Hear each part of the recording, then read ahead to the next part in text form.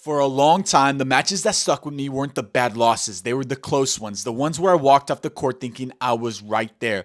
These are the truths I learned from losing those matches again and again, and what finally changed when I started winning them. Truth number one, the match was decided long before the big points. For years, I obsessed over big moments, break points, set points, deuce games. I'd replay those points in my head after matches, convinced that one or two shots decided everything.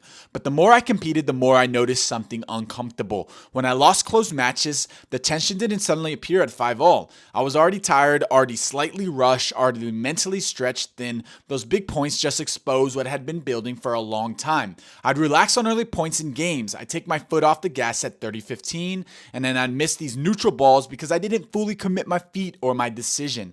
And none of it felt costly in the moment until it all showed up later on. Eventually, I realized that close matches don't hinge on one dramatic point. They hinge on how careless or disciplined you are before the drama starts.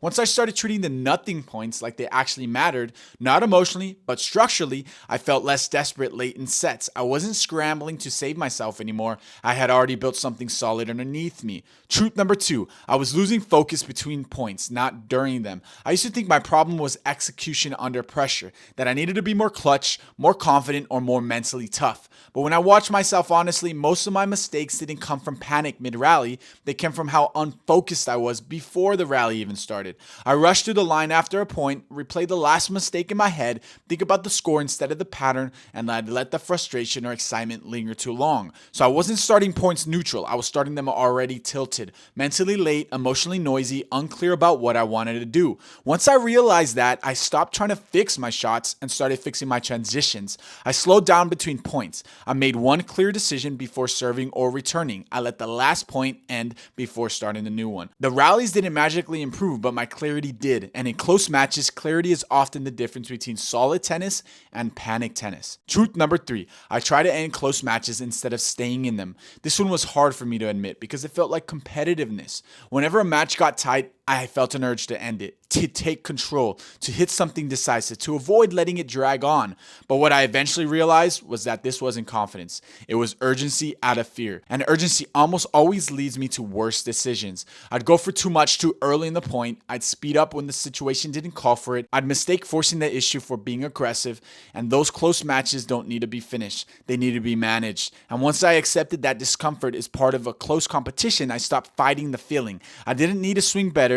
I needed to stay boring longer. When I focused on staying stolid instead of trying to end the match, my shot selection improved almost immediately. The irony was that once I stopped trying to force the finish, matches actually finished faster, just not in the dramatic way I used to chase. Truth number four, momentum hurt me because I didn't know how to reset. Momentum used to feel like something that just happened to me. One bad call, one double fault, or one sloppy miss. Suddenly I'd feel rushed, annoyed, or tight. And instead of resetting, I'd try to fix it inside the next point. That almost never worked. What changed wasn't that bad moments stopped happening. It was that I learned how to stop them from spreading. I gave myself a reset, sometimes physical, sometimes mental. A slower walk, a deeper breath, a reminder of what the next point actually required. The key realization was this, guys. The player who resets faster usually wins close matches. For a long time, that just simply wasn't me. Once it became me, the momentum stopped feeling like an enemy. It became something I could manage instead of something that controlled me. Truth number five, I stopped trying to win points and started applying pressure. This was probably the biggest shift of all. I used to think winning points meant doing something extra. This could be hitting harder, going bigger, finding a winner, something that felt like control. But when I looked honestly at the matches I won, especially the close ones, they rarely ended because I hit spectacular shots. They ended because my opponent broke down first. Once I shifted my mindset from winning points to applying pressure, everything slowed down. I didn't need to do more. I needed to miss less at the right times. More points in tennis are lost than won. I'd heard that phrase before, but I didn't really understand it until I lived it. Once I accepted it, close matches stopped feeling like coin flips. They felt manageable, predictable, and earned. Looking back, close matches didn't change because my strokes improved overnight. They changed because my awareness did. I stopped chasing moments and started managing patterns. I stopped forcing and started trusting the structure. I stopped waiting for confidence and learned how to compete without it.